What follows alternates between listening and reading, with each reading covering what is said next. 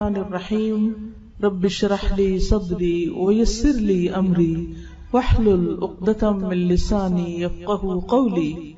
الحمدللہ شادی کا موقع خوشی کا موقع ہوتا ہے، لیکن اس کے ساتھ ساتھ آئندہ زندگی میں انسان کے اوپر بہت سی ذمہ داریاں بھی آتی ہیں۔ عام طور پر یہ دیکھا گیا ہے کہ شادی کے بعد کچھ دن تک تو بچیاں خوش رہتی ہیں، سسرال والے بھی خوشی سے آؤ بھگت کرتے ہیں، لیکن آہستہ آہستہ بعض اوقات مشکلات بھی پیدا ہو جاتی ہیں۔ اس کی بنیادی وجہ یہ ہوتی ہے کہ ہر انسان یہ چاہتا ہے کہ اس کا حق اس کو ملے، لیکن وہ دوسروں کا حق دینے کے لیے تیار نہیں ہوتا، کیونکہ انسانوں کے اندر ایک دل کی تنگی رکھ دی گئی ہے۔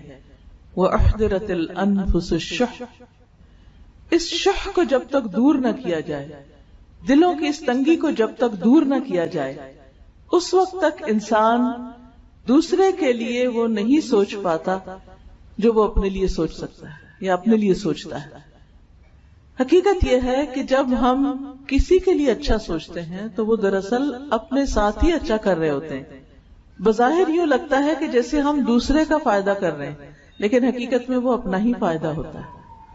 قرآن مجید میں اللہ تعالیٰ فرماتے ہیں ان احسنتم احسنتم لانفسکم، اگر تم نے اچھا کیا، احسان کا رویہ اختیار کیا، نیکی کا رویہ اختیار کیا، احسنتم لانفسکم، تو تم نے اپنے ہی نفسوں کے لیے، اپنے ہی ذات کے لیے اچھا کیا، یعنی اس کا فائدہ پورے کا پورا خود تمہیں کو ملے گا، اور وہ فائدہ انسان کو دنیا میں بھی ملتا ہے اور آخرت میں بھی ملتا ہے، بشرطے کہ انسان اسے خالصتاً اللہ کی رضا کے لیے کرنے والا ہو، یعنی احسان اور نیکی کو دوسروں کے ساتھ۔ اس میں آپ دیکھیے کہ انسان کے جہاں بھی نئے تعلقات بنتے ہیں، نئے رشتے بنتے ہیں، یعنی شادی کے موقع پر ایک نیا خاندان بنتا ہے، یعنی ایک نئے خاندان کے ساتھ واسطہ ہوتا ہے اور نئے تعلقات بنتے ہیں۔ اب ان تعلقات میں، ان رشتوں میں کچھ تو اپنی عمر سے بڑے ہوتے ہیں اور کچھ چھوٹے ہوتے ہیں، یعنی سسرال میں جب ایک لڑکی جاتی ہے تو کچھ لوگ اس سے عمر میں بڑے ہوتے ہیں، تجربے میں بڑے ہوتے ہیں، مقام میں بڑے ہوتے ہیں، رتبے میں بڑے ہوتے ہیں، تجربے میں بڑے ہوتے ہیں، اور کچھ چھوٹے ہوتے ہیں۔ اب ان دونوں کے ساتھ معاملہ کیسے کیا جائے؟ حکمت کا تقاضا کیا ہے؟ اور رسول اللہ صلی اللہ علیہ وسلم کی حکمت ہمیں کیا سکھاتی؟ آپ صلی اللہ علیہ وسلم نے فرمایا وہ ہم میں سے نہیں، جس نے چھوٹے پر رحم نہ کیا اور بڑے کی عزت نہ کی۔ تو کتنا خوبصورت معیار ہمیں دے دیا گیا ہے کہ جتنے بھی بڑے ہیں سب کی عزت کرنی ہے، عزت اور احترام اور ادب کے ساتھ پیش آنا ہے، چاہے وہ والدہ ہے یا ساس ہے یا پھر ساس کی کوئی بہن ہے یا ان کی مدر ہے یا پھر نندے ہیں یا دیور جیٹ، کوئی بھی، یعنی جتنے بھی لوگ عمر میں بڑے ہیں ان سب کے ساتھ احترام کا معاملہ، ادب کا معاملہ۔ بعض اوقات یہ ہوتا ہے کہ کچھ بڑے جو ہوتے ہیں وہ اپنے بڑے ہونے کا فائدہ اٹھاتے ہیں اور پھر کبھی ڈانٹ کے بات کر دیتے ہیں، کبھی سختی کرتے ہیں، کبھی لحاظ نہیں کرتے، تو ایسے میں انسان کا دل چھوٹا ہونے لگتا ہے کہ یہ تو میرا خیال نہیں کرتے تو پھر میں کیا کروں۔ نہیں، ہمیں حکم کیا ہے، آپ نے عزت کرنی۔ ہر لڑکی جب یہ سبق لے کے اپنے سسرال میں جائے گی اور بڑوں کی عزت کرے گی تو اس کو جواب میں کیا ملے گا؟ اس کو ہمدردی ملے گی، کیئر ملے گی، محبت ملے گی، اور اس کی ایک پہچان اور اس کا ایک نام ہوگا کہ یہ بچی بہت عزت کرنے والی ہے، بہت اچھی ہے، اس کے حق میں گواہی ہوگی۔ مجھے اچھی طرح یاد ہے کہ میری ساس نے ایک مرتبہ یہ کہا کہ میری ساری بہوؤں میں سے، میرا نام لے کے کہا، ایک یہ ہے جس نے آج تک مجھے جواب نہیں دیا آگے سے، یہ میری عزت کرتی، اور مجھے کبھی خیال بھی نہیں آیا تھا کہ میں واقعی کچھ کر رہی ہوں، لیکن اس دن مجھے احساس ہوا کہ اچھا یہ بھی میٹر کرتا ہے۔ بڑے بعض اوقات بہت پیار سے بات کرتے ہیں، بہت کیئر کرتے ہیں، بعض اوقات بیمار ہوتے ہیں، تھکے ہوتے ہیں، یا کبھی غصے میں بھی ہوتے ہیں، یا کوئی اور بات ہو سکتی ہے، وہ ناراض بھی ہوتے ہیں، کبھی ان کی ناراضگی برحق ہوتی ہے، کبھی ناراضگی ناحق ہوتی ہے، لیکن ہمارا دین ہمیں کیا سکھاتا ہے کہ ہم نے ان کے ساتھ کیا معاملہ کرنا ہے، ادب کا، احترام کا. ہم نے اپنا فرض پورا کرنا ہے، اور اسی سے پتہ چلے گا کہ ہم واقعی دین پڑھے ہوئے لوگ ہیں. اگر ہر ماں اپنی بیٹی کو یہ نصیحت کر کے بھیجے کہ بیٹا اس خاندان کے سب بڑوں کی عزت کرنی ہے، تو آپ دیکھیں کہ کتنے مسائل صرف اس سے حل ہو جائیں گے.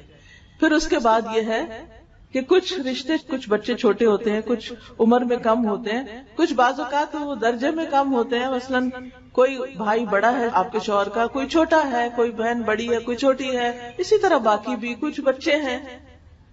کئی دفعہ ایسے ہوتا ہے جیسے نئی دلہن شادی ہو کر جاتی ہے تو چھوٹے بچے سارے ہجوم کر دیتے ہیں اس پر. کوئی لپسٹک خراب کر دیتا ہے، کوئی کپڑے خراب کرتا ہے، کوئی بیڈ پہ چڑھ جاتا ہے گندے پاؤں لے کے، کوئی کچھ کرتا ہے، کوئی کچھ کرتا ہے.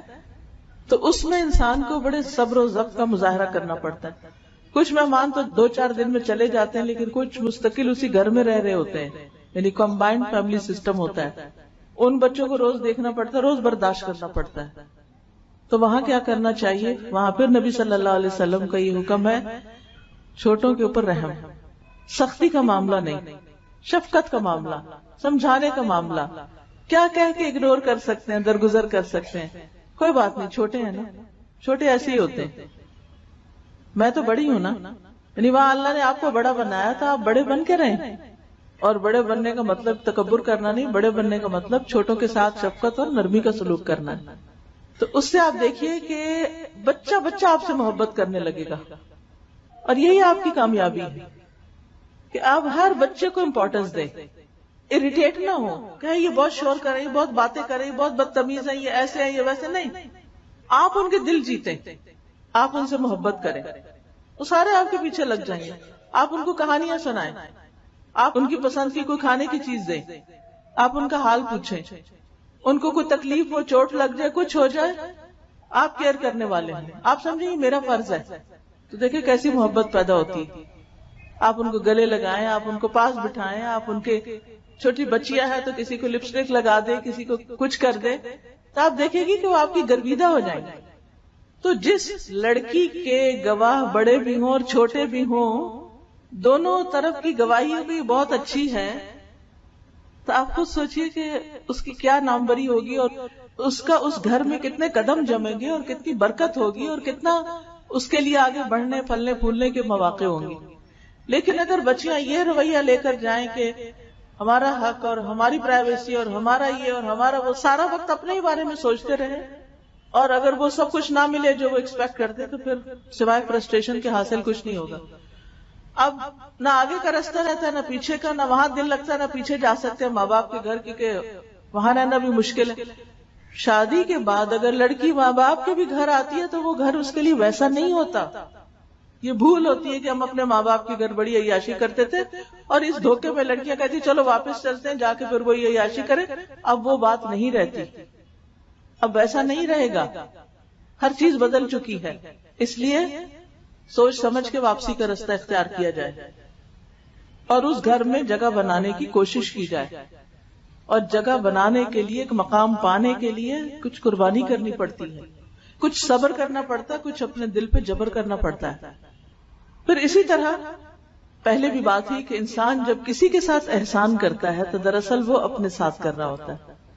اس کی ایک شکل یہ ہے، حدیث میں آتا ہے، حضرت ابو امامہ کہتے ہیں کہ میں نے رسول اللہ صلی اللہ علیہ وسلم کو ارشاد فرماتے ہوئے سنا، دوسروں کے ساتھ احسان کرنے سے آدمی بری موت مرنے سے بچا رہتا ہے.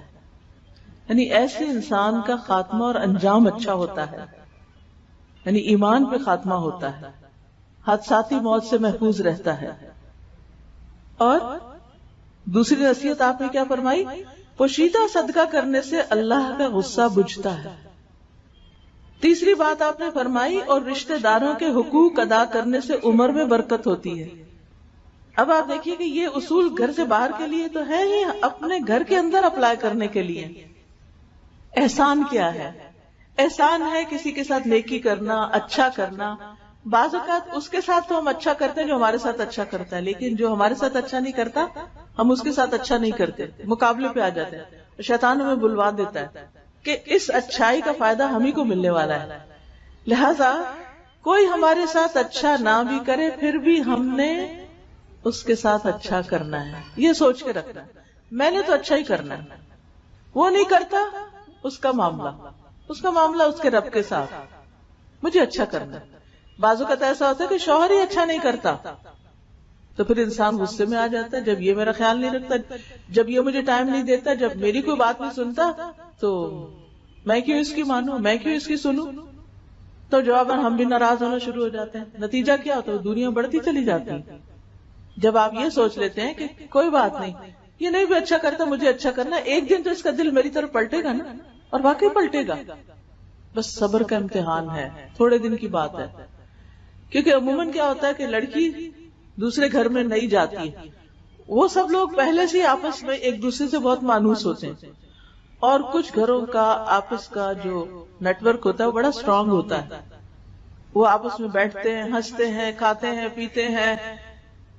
اور یہ جو نئی لڑکی گئی ہوتی ہے وہ بس منہ ہی دیکھتی رہتی ہے کہ یہ کیا ہو رہا ہے، کوئی مجھے بھی توجہ دے، کوئی میری بھی بات سنے، مجھے بھی اپنا بنائے. لیکن وہ وقت ابھی دور ہے کہ جب آپ اس سب میں گل مل جائیں گے